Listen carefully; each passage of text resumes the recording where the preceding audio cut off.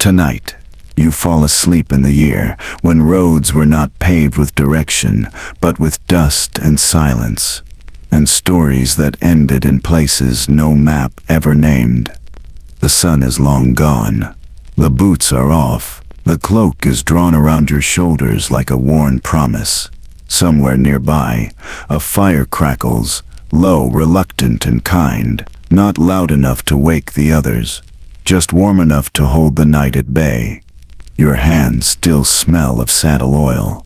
Your legs remember every hill. Your back hums with the memory of burdens carried too far for too long. But not tonight. Tonight, you are no one's courier, no one's guard, no one's nameless shadow in the mist. There is no next village, no command to deliver, no road ahead. Only this camp, these dying embers, the quiet hum of sleep breathing around you, the sound of your own thoughts, unchased. No more marching, no more questions. Just the slow unraveling of tension behind your eyes and the gentle surrender of a body too tired to keep pretending. You can rest now. No one is watching. Let the fire burn low. Let the past slip loose. And let yourself fall softly into the kind of sleep that remembers nothing but warmth. Now we begin. You sleep on the ground tonight, not because you have to, but because it's the first time in weeks no one told you where to lie. No barracks, no inn, no stable corner stinking of haysick horses. Just earth, open sky, a circle of men wrapped in cloaks and exhaustion, a fire muttering its last orange secrets to the dark. You picked your spot by instinct. Not too close to the fire to sweat, not too far to freeze. Far enough from the snores, close enough to the man who sharpens his knife in his sleep but never uses it. You trust him, if only because he hasn't left yet. The dirt beneath you is soft, softer than most. A bed of pine needles or maybe moss. Hard to say in the dark. It smells like cold sap and rotted bark. Like things long dead that gave up gently. Your blanket is a cloak, frayed at the edges. There still smells faintly of rain and salt, and something like campfire smoke, if you pretend hard enough. You wrap it tight around your shoulders, tuck it under your legs, fold it over your chest, a cocoon of damp warmth and deliberate forgetting. Your head rests on your satchel, lumpy, full of things you haven't used in weeks, but won't throw away.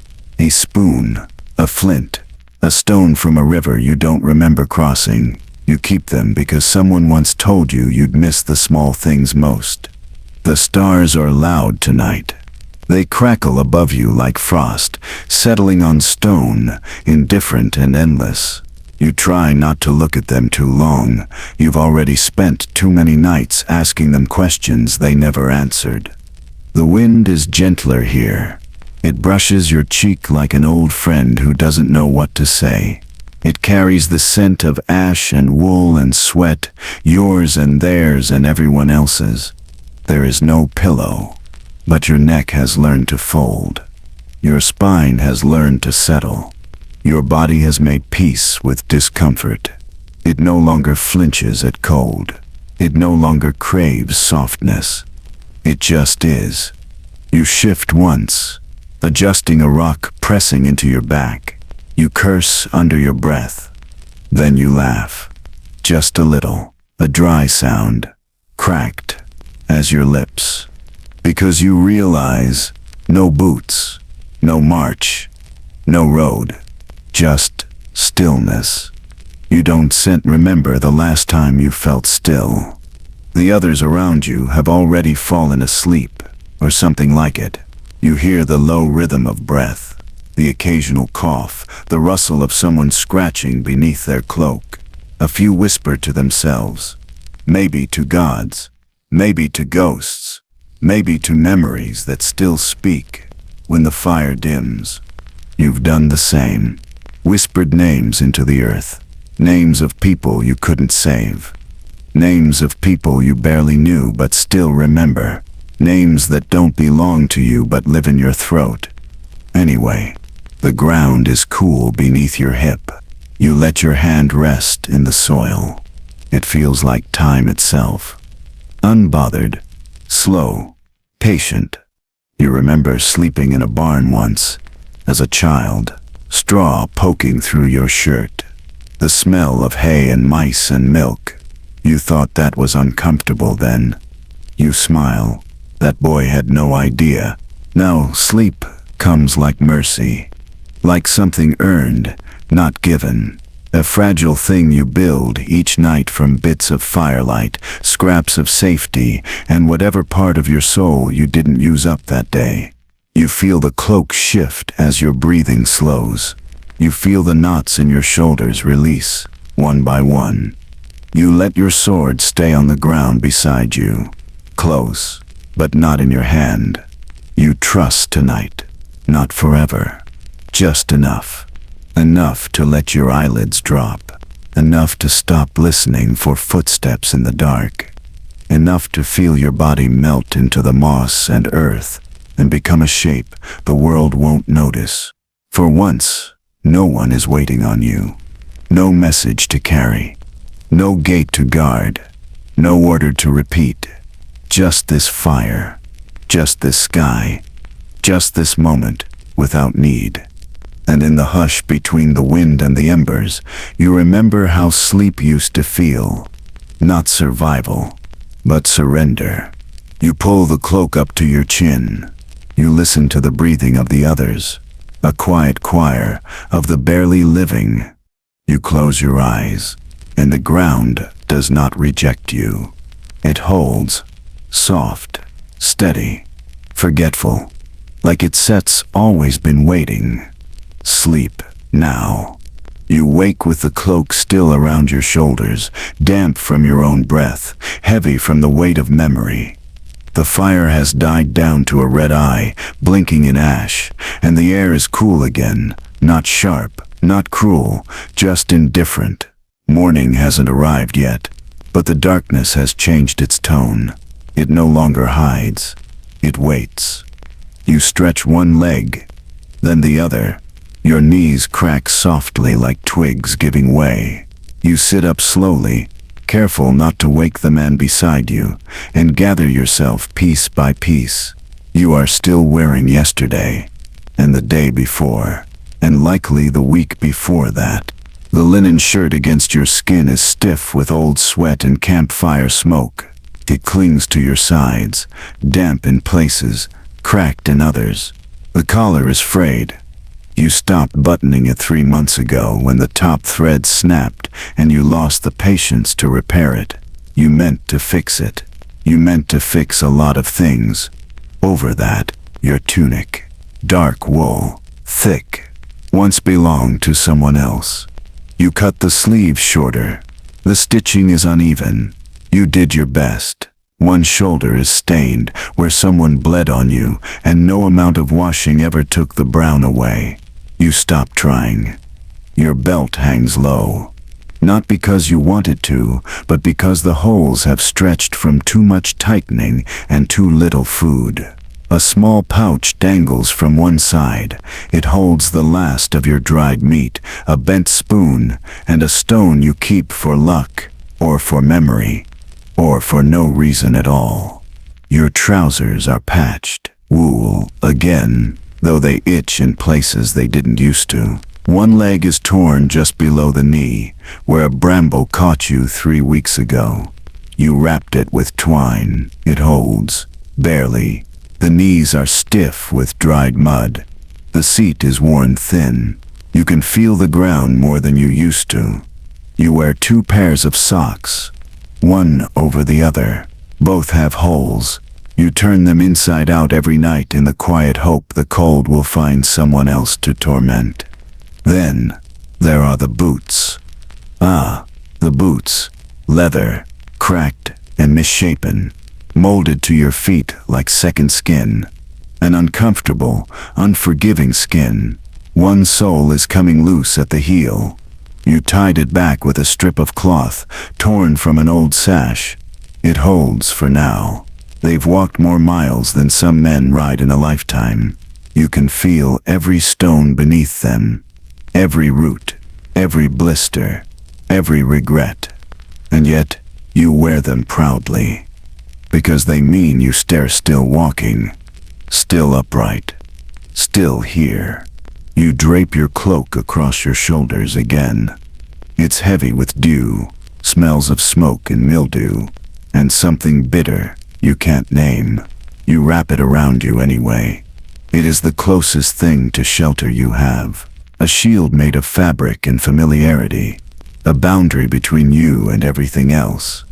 And one of its inner folds, tucked away like a secret, is a small strip of cloth, blue, silk, torn from a banner or a dress you don't remember anymore. It's soft, softer than anything else you own. You run your thumb over it sometimes, not to remember, just to feel. There's a ring on a cord around your neck. You don't wear it to be seen. It never shows. It belonged to someone who once said your name like it meant something. You've forgotten the exact shape of their face, but the weight of the ring reminds you they existed, that you did too. You no longer polish your gear, no longer brush the dust from your sleeves, no longer tighten your laces for the sake of appearances. Your uniform, if it ever was one, is a collage of survival, threads of other men, scraps of lost towns, leather from fallen horses, buttons from shirts that never fit. It is not beautiful. It is not neat. But it is true. When it rains, you pull the hood low and pray your shoulders don't give out. When it burns, you strip off what you can and let the heat remind you you're not dead yet. When it snows, you tighten everything, double every knot, and walk anyway. There are those who dress with care, who wash their tunics in the river, who fold their belongings as if some order will save them. You envy them sometimes, but not often. They break faster. You wear what the road gave you, and what it didn't send take back. Each tear, each stain, each stitch, a map of your passage through the world. A story in wool and skin and salt. No one asks about your clothes anymore. No one offers new ones.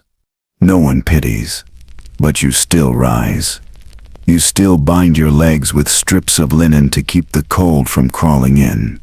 You still tie your belt with the same knot you learned as a child. You still adjust the shoulders of your cloak like you expect someone to be watching. Not for vanity, but for memory. Because when you stop remembering how to wear yourself, the rest slips faster. You stand now, quietly. The fire is ash. The sky is beginning to turn. And your clothes hold the scent of all the places you've passed through, and none that you've stayed. You roll your shoulders, stretch your arms. Everything creaks, but everything still fits. But a sense, for now. And maybe that sep's enough.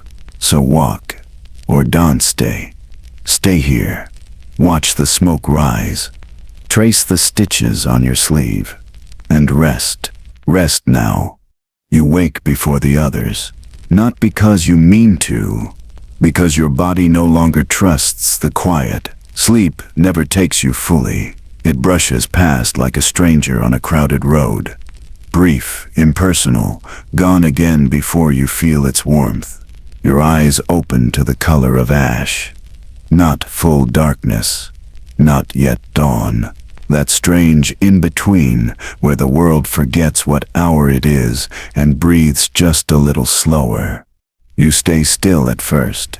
Let the silence wrap around you. Let the cold settle over your shoulders again. Let your mind catch up to your limbs. You listen. The soft hiss of wind through low trees. The shuffle of someone rolling over in sleep. The muted drip of last night's dew gathering on leaves and falling, drop by drop onto a forgotten pot. You breathe in deeply.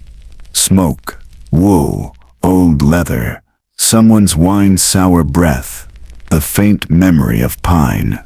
Your cloak is damp, your back aches, your mouth tastes like metal and silence. The kind of silence that has weight to it, the kind that waits for movement. So you give it what it wants. You sit up slowly, pulling your legs beneath you like you're rebuilding a structure. One tired piece at a time. Your knees resist. Your spine crackles.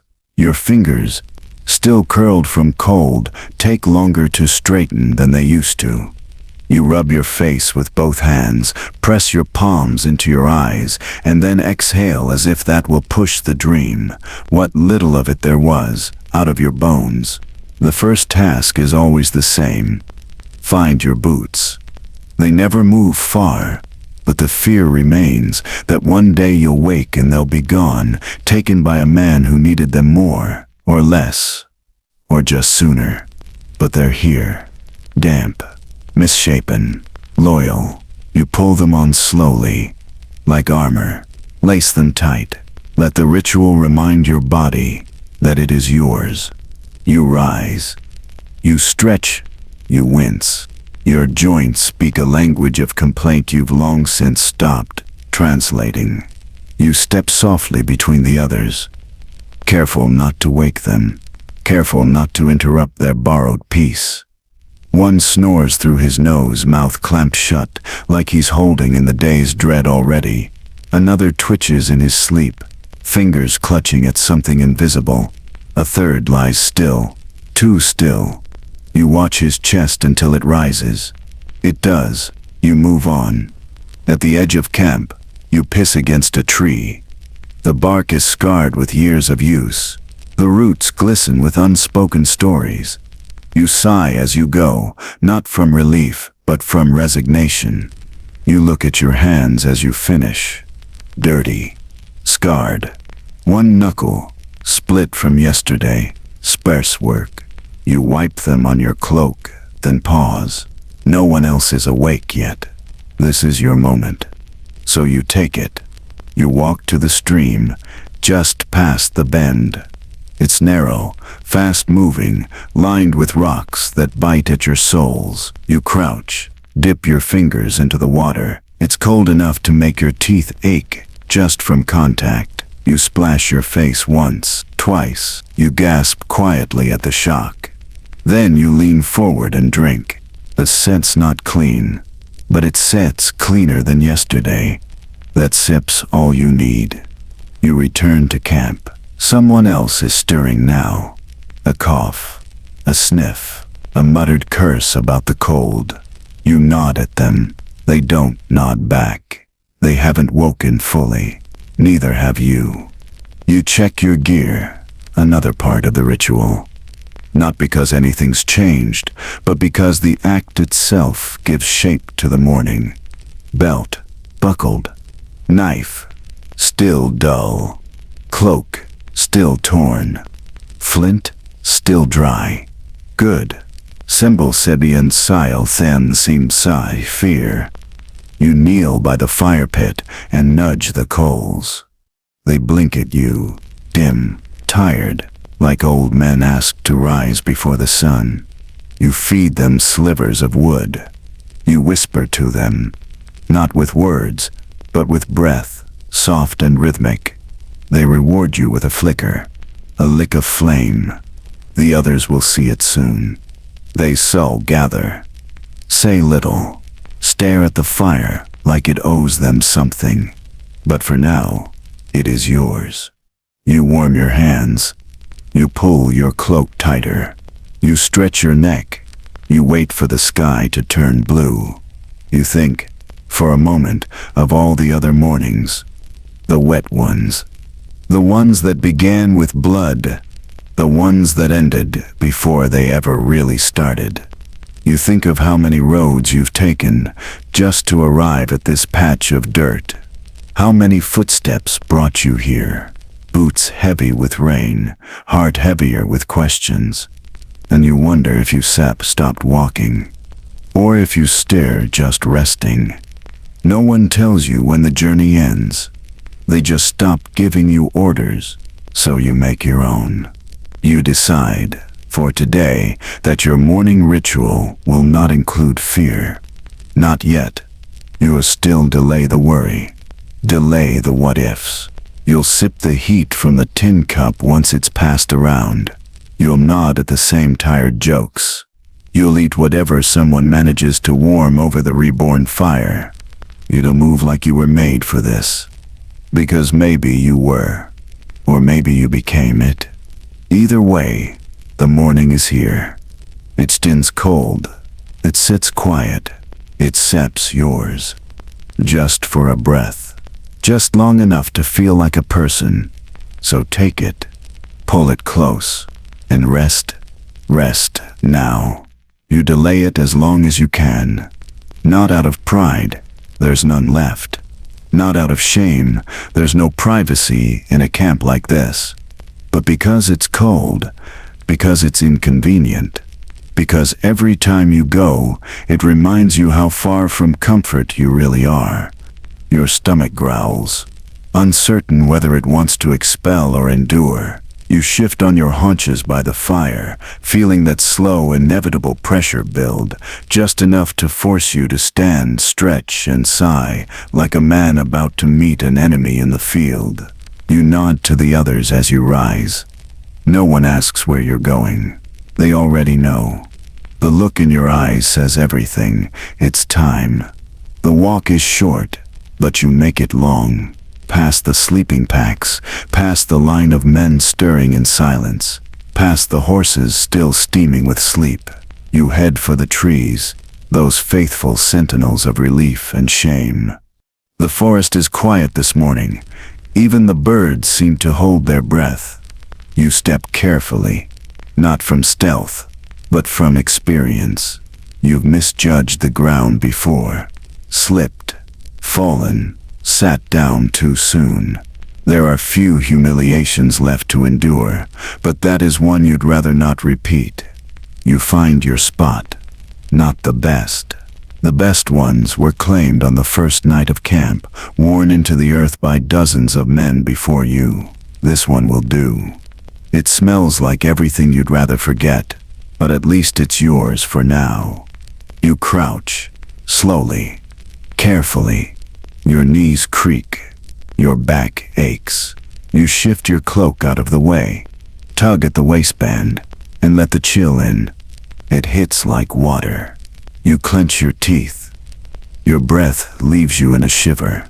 And then, relief. Not joyful. Not relaxing. Just necessary. You stare at the dirt in front of you, trying not to breathe too deeply, trying not to look around, but your eyes wander anyway. You see the remnants of others, twisted leaves, flattened grass, smears of something dark and dried.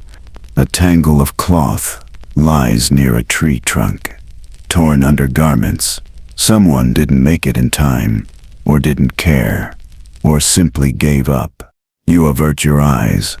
You wipe with moss, or grass, or whatever nature provides. The scent's never enough.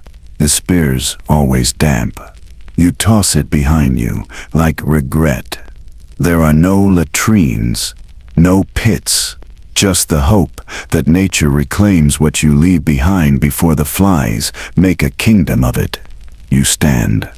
You pull your trousers up slowly, grimacing as the fabric brushes skin that's already rubbed raw from too many days of walking, too few chances to bathe. You adjust your belt, rewrap your cloak, pretend you feel cleaner than you do. A rustle to your left. Another man. He doesn't set look at you. You don't set look at him. You both understand. This is not a place for conversation. Only exit. You pass each other in silence. Just two men, keeping their dignity in shreds. Back at camp, the smoke from the morning fire curls upward like a hand raised in prayer. You inhale it deeply. It smells better than where you've been. You let it fill your lungs. Let it push the other scents out. You sit again. No one asks. No one jokes. The humor faded after the second campaign. No one laughs about shit anymore. It just is. Like rain. Like rot. Like morning. You glance down at your hands.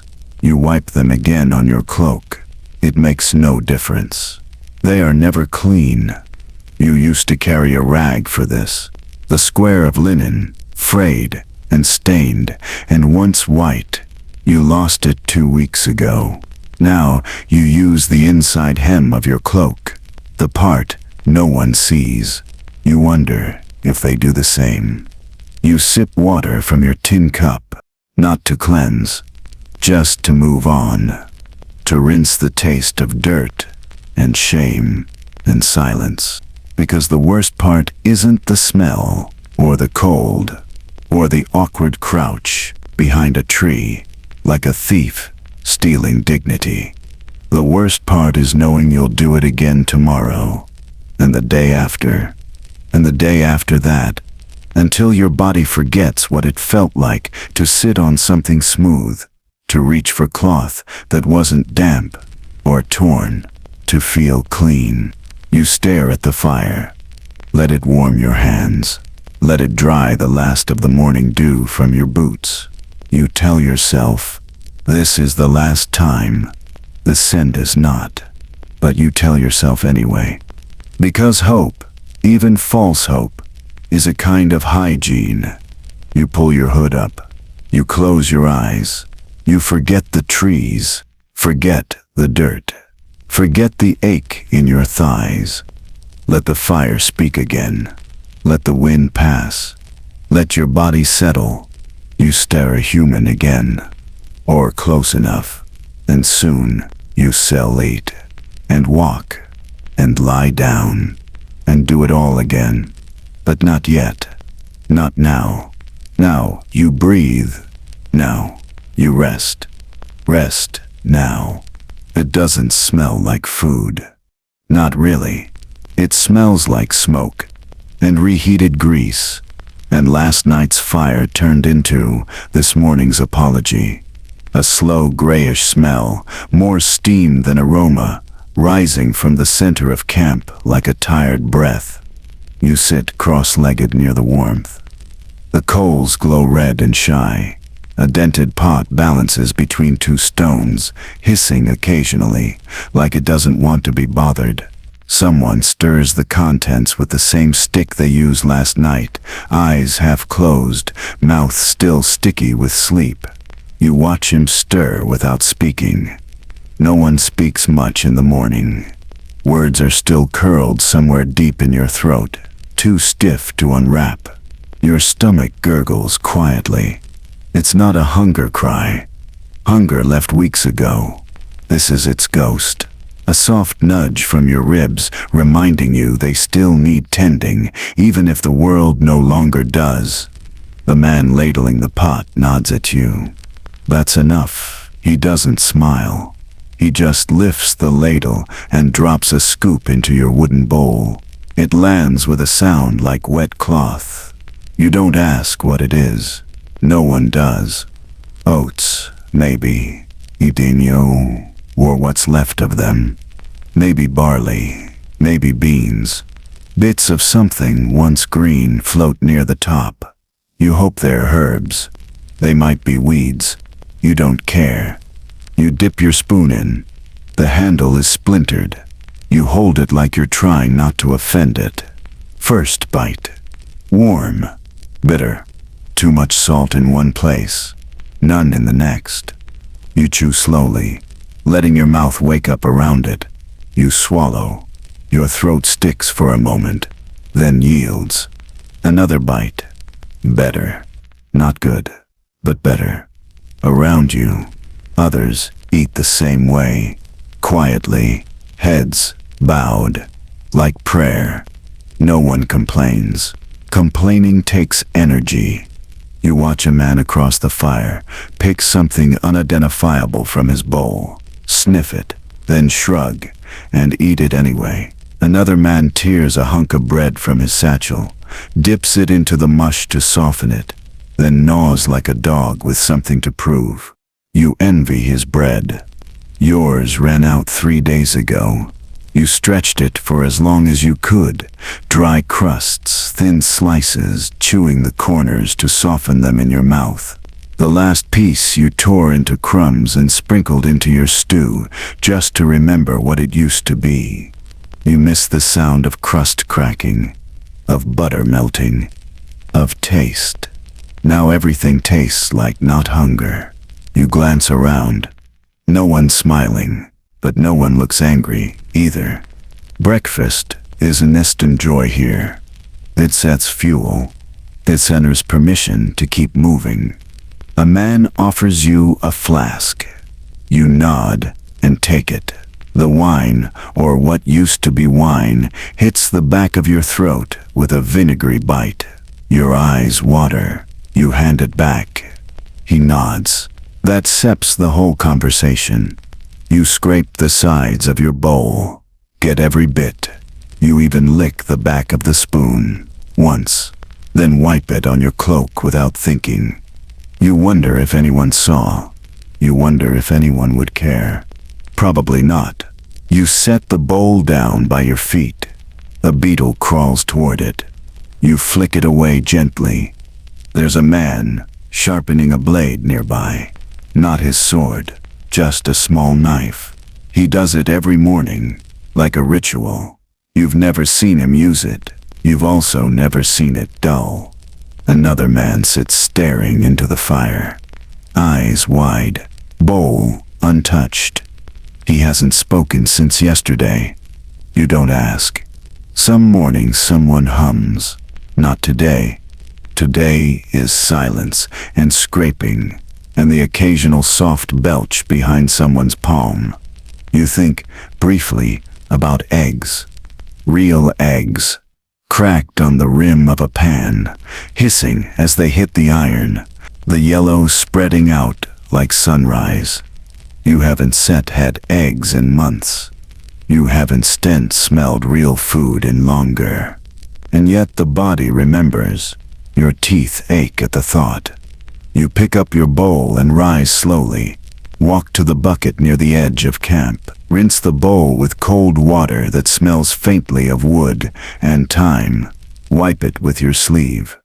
Return to the fire. You sit again. You hold the empty bowl like it still has something to give. Around you, the others stir. Some stretch, some scratch, some simply stare. The pot is nearly empty now. The fire hisses softly. The day begins here. Not with command, not with shouting, just with warmth slowly fading. Bellies filled just enough, not full, never full, but no longer empty. You lean back against your pack, pull your cloak tighter, close your eyes just for a moment. The taste of breakfast still lingers, vague, bland, familiar, like a song with no melody. But it stays, and that seps something. And today, that seps enough. So breathe. Let the fire fade. Let the sun climb. And when it sets time to rise again, you will. But for now, rest now. It doesn't come with a name. Not anymore. There's no title, no rank. No badge or token or weighty acknowledgement that tells the world who you are or why you do what you do. There's just the movement, the repetition, the slow wear of time pressed into muscle. You wake, and the work is already waiting. Not with urgency, not with cruelty, just the certainty of a thing that will always be there. Today, it might be the horses, brushing their flanks with a stiff bundle of straw, picking the stones from their hooves while they twitch and stamp and sigh. Their breath smells better than most men's. Their eyes at least look at you like you belong here. You hum as you brush, not for them, but for you. Or maybe it's hauling wood, down the path, past the shallow creek, to where the fallen limbs tangle in brittle piles. You gather them in your arms until your fingers sting and your chest tightens. You don't count trips. You just go until someone says it's enough, or until your knees say it for you. Other days, it's mending. Not well, just enough. Patching cloaks with stolen thread. Retying the bindings on a pack that's lost its structure. You sew with numb fingers, biting the thread between your teeth like an animal, whispering curses you learned in your first winter campaign. There are tents to be repaired, spears to be wrapped, wheels to be lifted from mud. Always something leaning, breaking, sagging, waiting. And sometimes, when there's nothing useful to hold, your work becomes simply being available. Standing near the edge of the camp with a blade in your belt and a look in your eye that says, "Don't try it."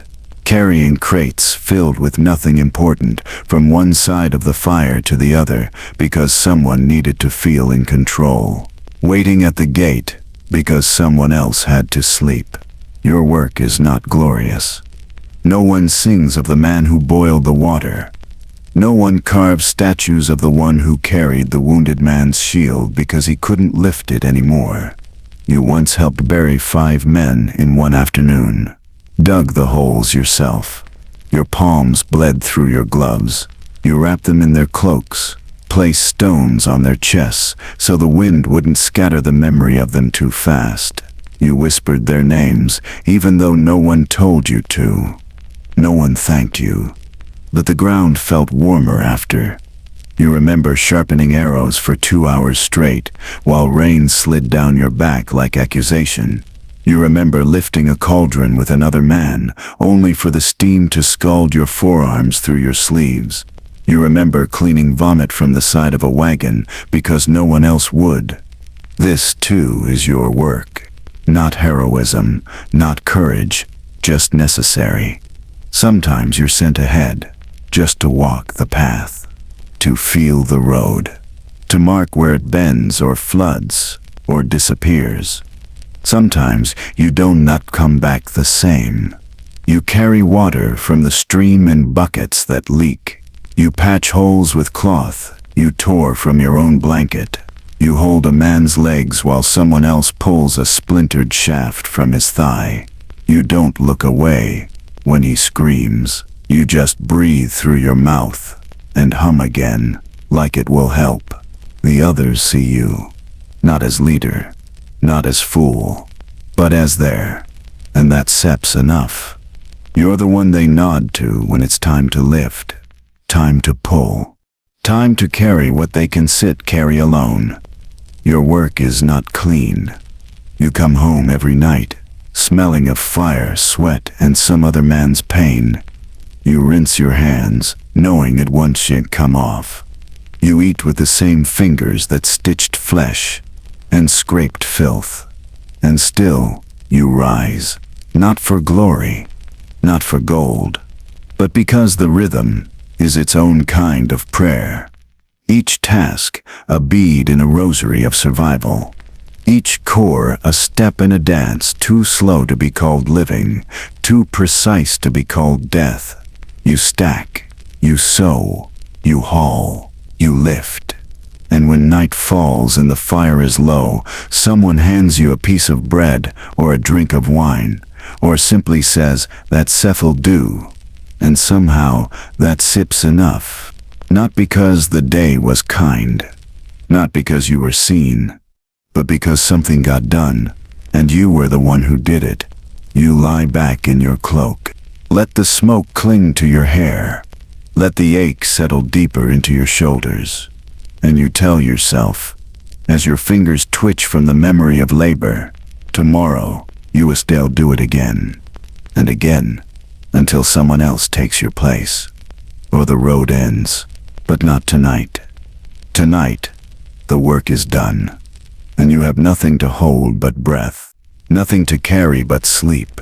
So let it carry you, let it hold you, and rest. Rest now. They don't speak to you by name, not because they've forgotten it. Some never knew it, some never asked, And the ones who did once have tucked it away in the folds of memory, reserved for things they don't need often. You are not an insult. You are not a friend. You are a tool that smiles sometimes, a shadow that lifts things, a voice that says, yes, I'm here. You are treated like firewood, stacked where you're useful, ignored when you're not. The commanders don't see you, not truly. They see your boots, your pack, the sword strapped to your back. They see your readiness, your compliance, your silence, but not your eyes, not the small, tired thoughts that drift behind them. They bark your orders without looking up. They ask for things you haven't been given. They expect the impossible and reward it with indifference. Once, you spoke up. Once, you said, "That's not my task." They reminded you it was now. And after that, it always was. The men closest to you, the ones who sleep near you, walk beside you, eat from the same pot, treat you with the casual cruelty of shared exhaustion. They know you, sort of. They nod when you pass. They offer their flask without words. They make jokes, sometimes with you, sometimes at you. You don't correct them. There's a rhythm to the teasing, a pecking order, carved in mud and bruise. You're not the lowest, not the greenest, but you're not above anyone either. You exist in the middle, the invisible middle, where nothing is expected, but everything is noticed. They'll slap your back when you lift something heavy. They'll call you ox, or quiet, or old bones. Though you are none of these things, they'll take the last crust of bread from your hand if they think you'll let them. And you do, because the bread isn't set worth the argument. Because tomorrow they might hand you theirs. It evens out. Sometimes. The younger ones still speak with wonder. They ask you questions they think you know how to answer. Do you think we shall reach the city by week sep's end? Have you ever seen a mountain burn? Is it true a man can be knighted in the field? You lie gently. Yes, maybe. If they remember your name. They don't ask much after that. You don't blame them. They still learn. The older men, if there are any left, look at you like a mirror. Not because you share the same age, but because they've worn that same look on their faces. The one that says, I'm still here, and I don't know why. No one touches you, unless they have to. A shoulder nudge, a hand on your back when you nearly fall, a tug at your belt when someone needs help adjusting theirs. But never just to touch, never to remind you you're real. You miss that. Sometimes, not often. The women, when there are women, treat you like fog, present, in the way, something to avoid bumping into. You don't mind. Better fog than fire. You once shared a glance with a woman who handed you a boiled egg. No words, just the egg. You still remember the weight of it in your palm. You ate it too quickly. You regretted that. A commander once looked you full in the face. Really looked. Asked, how long have you been with us? You said, since the river. He nodded. You don't know which river he meant. Neither did he. You once caught a boy stealing from your pack. He froze when you saw him, waiting, expecting. You handed him the bread anyway. He never thanked you. He never looked you in the eye again. How people treat you depends on the day, on the weather, on how close you are to the next fight. Sometimes you start useful. Sometimes you stir in the way. Sometimes you sear invisible. But always, you are not expected to need anything. Not comfort, not praise, not kindness. And so, you don't stet. You nod when spoken to. You laugh when the others laugh. You carry what's given and say little about the rest. and in return, they let you stay. In the circle, in the march, in the count. It's enough, more than some get. When the fire burns low at night, and the men have eaten and spoken their last foolish jokes, someone might hand you a blanket or move over just enough so you can lie near the heat. They don't say why. You don't forth, set task. You pull the blanket over your shoulders. Let the warmth bleed into your bones. And you remember, for just a flicker of a moment, what it feels like to be considered.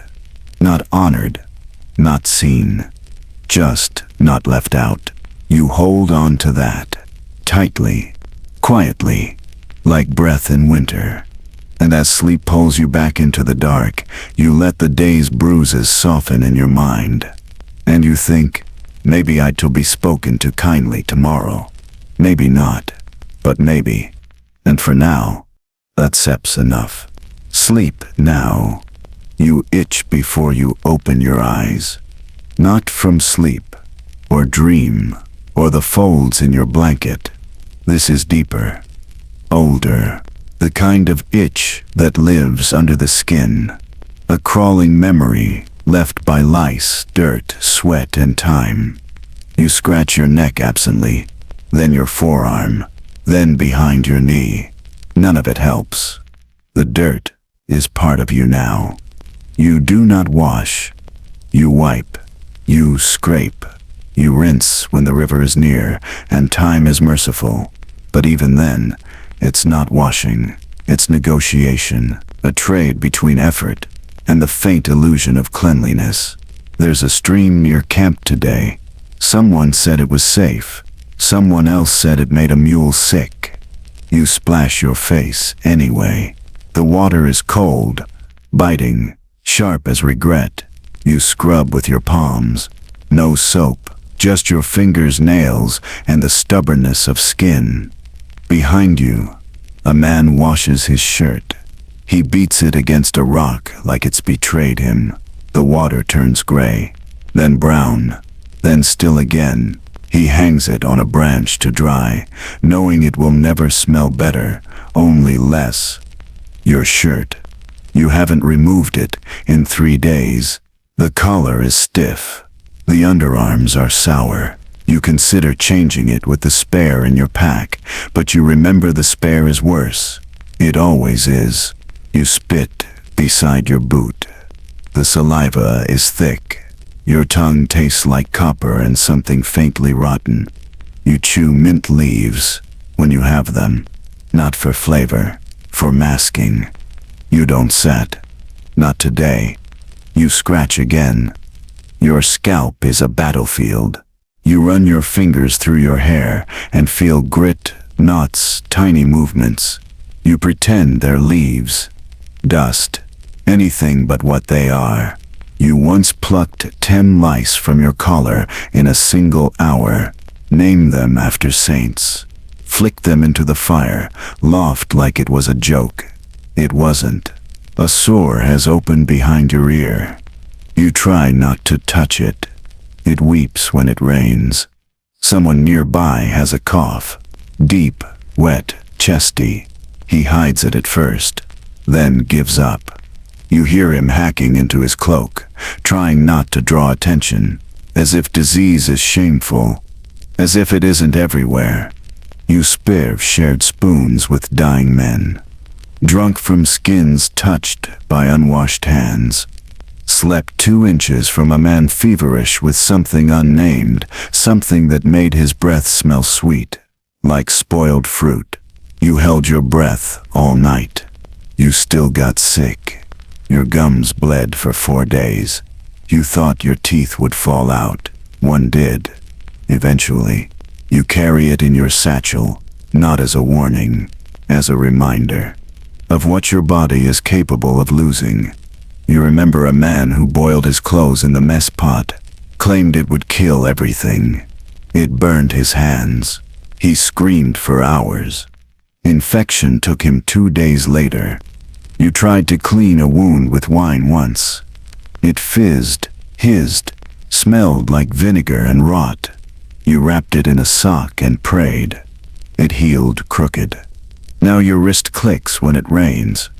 You wash your hands before meals. Or try to. You rub them on moss, on bark, on the inside of your cloak, on anything that isn't already worse than you.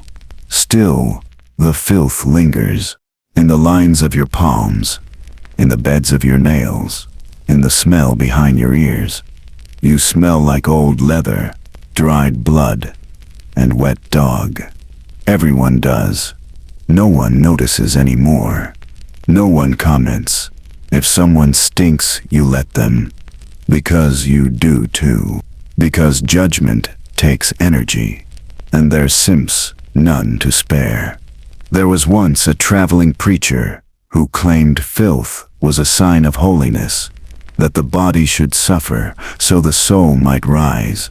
You didn't believe him, but you remember his voice.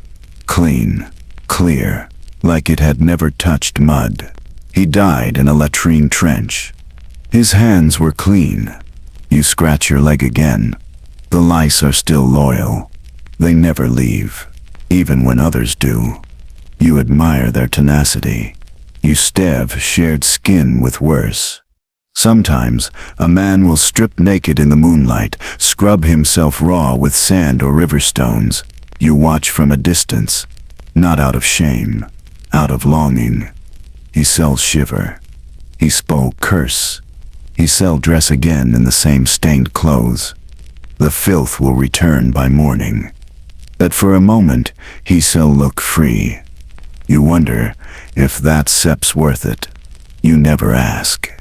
Once, you found a cake of soap wrapped in oilcloth.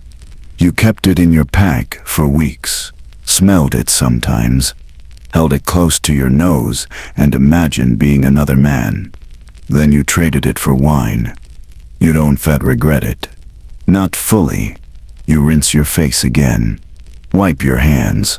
Check under your nails. It's not better, but it sips something. You breathe through your mouth, let the wind dry your cheeks, and return to camp. The dirt follows. The smell settles. You scratch your neck once more, then pull your hood over your head and pretend the world doesn't notice. Because it doesn't set. Because no one is clean here. Because no one expects to be. And in that strange, foul acceptance, you find peace.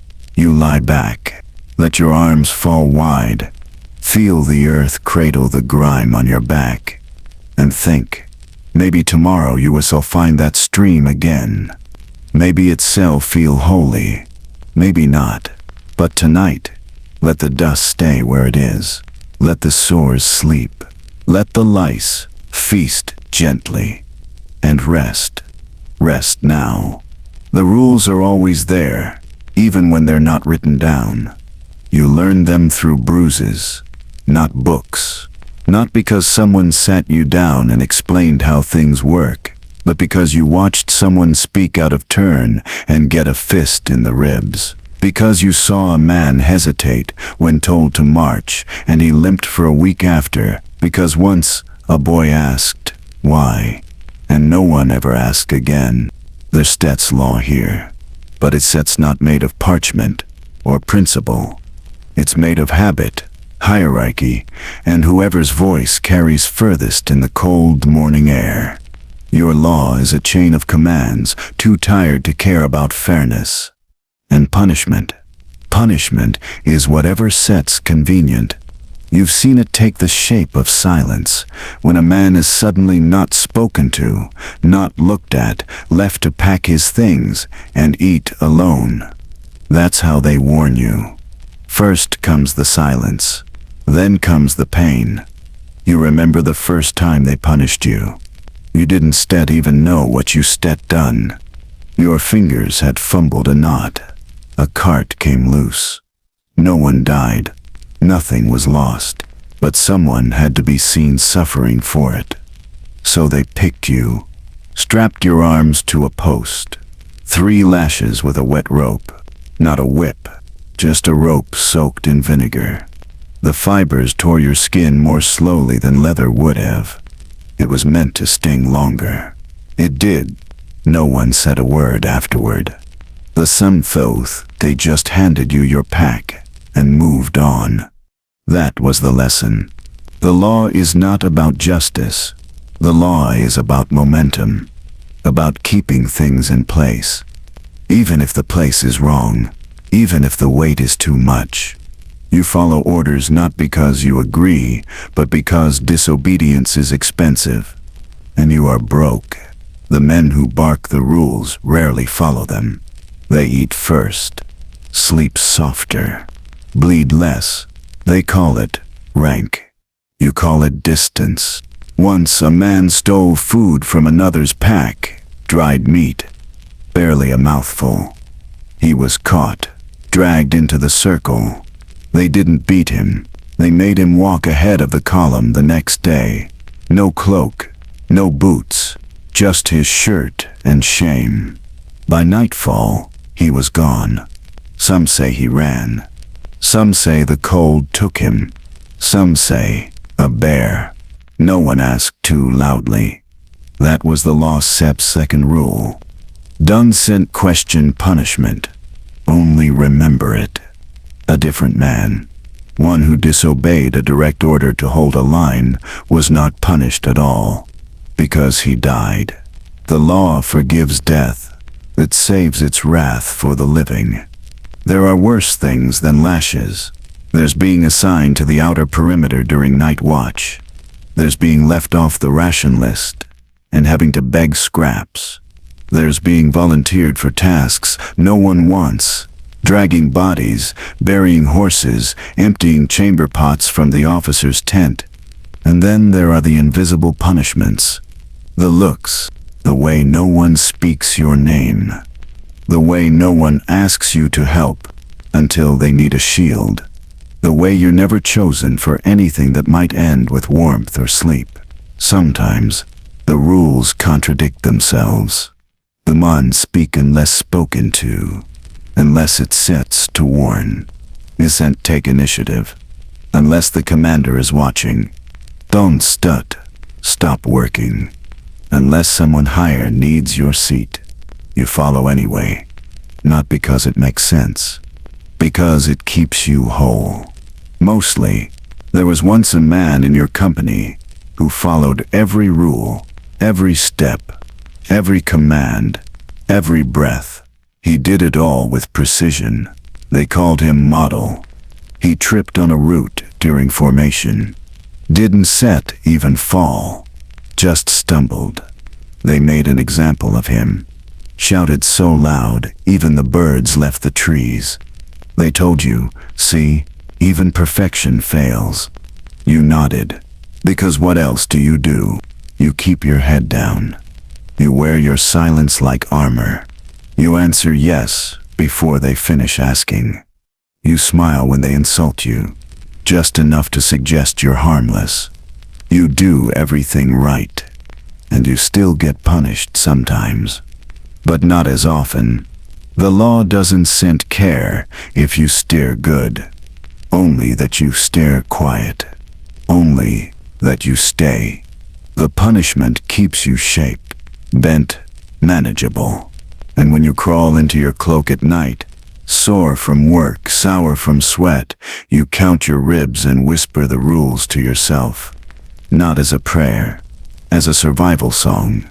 Don set speak first. Don sest run. In the font, be too good.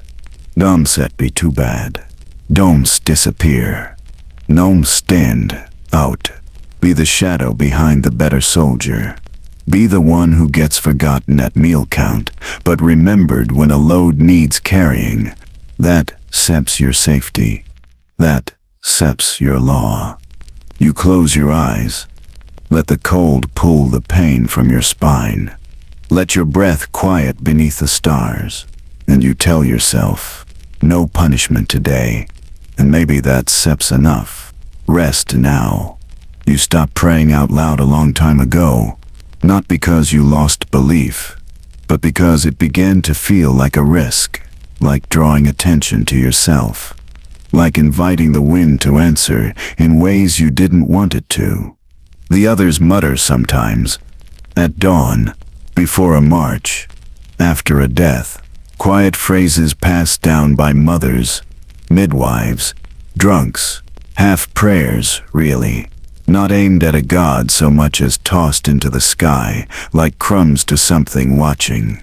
You say nothing, but in your head, you repeat the same 5 words before every meal. Let me keep this down. That sep's enough of a prayer these days. The camp has no chapel. It has no altar. What it has are charms, bones tied with thread, stones carved with marks. No one explains, feathers plucked from ravens and tucked into sleeves. Little gods, little rules. You follow them. You knock on wood before eating something new. You spit over your left shoulder after speaking of death. You never sleep with your boots pointed toward the fire. These are not jokes. These are laws older than the commanders. A man once ignored them, laughed, mocked the crow charms, stomped on a small shrine, someone built of twigs and wax and copper. He died the next morning, slipped while crossing the stream, neck broke before anyone could blink. No one touched the shrine after that. Even the ones who mocked it before began leaving offerings, buttons, pebbles, teeth. You did too. Your token was a scrap of wool, knotted 3 times. You don't know why, but it felt right. There's a man in your group who says he used to be a monk. He never speaks of God, but every morning he kneels beside the same tree. He touches the bark, presses his forehead to it. Maybe it's prayer. Maybe it's sin's apology. Maybe it's the only thing still listening. You once tried to remember all the saints, the ones for pain, for sickness, for travel, for lost causes. You gave up after 7. Now you just say, whoever sits listening. And sometimes you think they are. When you find a dry patch of ground just before the rain, when a cut heals without rot, when the bread doesn't set mold, you nod upward, not with gratitude, with recognition. You carry a charm around your neck. This is not religious, just a ring, from someone you don't see talk about, but you think it wards off the worst things. You haven't seen taken it off in 3 winters. One time you lost it for half a day. You swore your breath grew thin. Your heart raced. When you found it again, caught in the lining of your cloak, you kissed it without thinking. You never told anyone. Some of the men carve symbols into their weapons. Mine, runes, circles, crosses. One etched a sun into his blade and insists it never dulls. Another sings under his breath, while sharpening the same tune each time. You've learned not to interrupt him. You speak to the fire when no one else is near. Just a whisper. Just enough to make it feel alive. You say things like, let the morning come slow. Let no one bleed tonight. Let the dreams be short. You don't ask for happiness. You steer, not greedy. Just silence. Just survival. There still's a superstition about birds. If one lands near camp, don't scent look it in the eye. If one circles overhead, spit 3 times. If one dies in your path, burn it before dark. You have seen all 3 happen. You did what they said.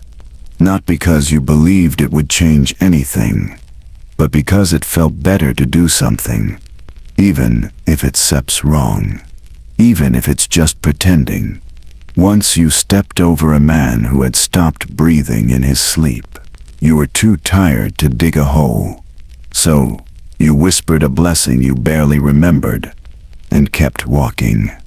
You still dream about him. In your dreams, he always smiles, always says nothing. That silence too feels holy. There reveres no priest among you now, no sermons, no candles, no wine. But faith hasn't set left.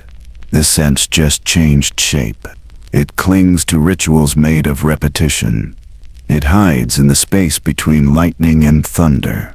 It lives in the way you tie your cloak, just so before sleep. In the way you never touch a blade without touching your heart after. In the way you say goodnight, even when no one replies. You once believed that good people would be rewarded. Now you just believe in persistence. That if you keep breathing, keep stepping, keep watching the wind, that something will notice. Something will say, enough. But until then, you keep your charms close. You whisper to the trees. You rub your thumb over the ring beneath your shirt. And when the fire crackles low and your limbs go heavy and the air begins to thin, you say, just loud enough for the dirt to hear. Let me wake up one more time. Then you close your eyes, and you let the darkness do the rest. Sleep now.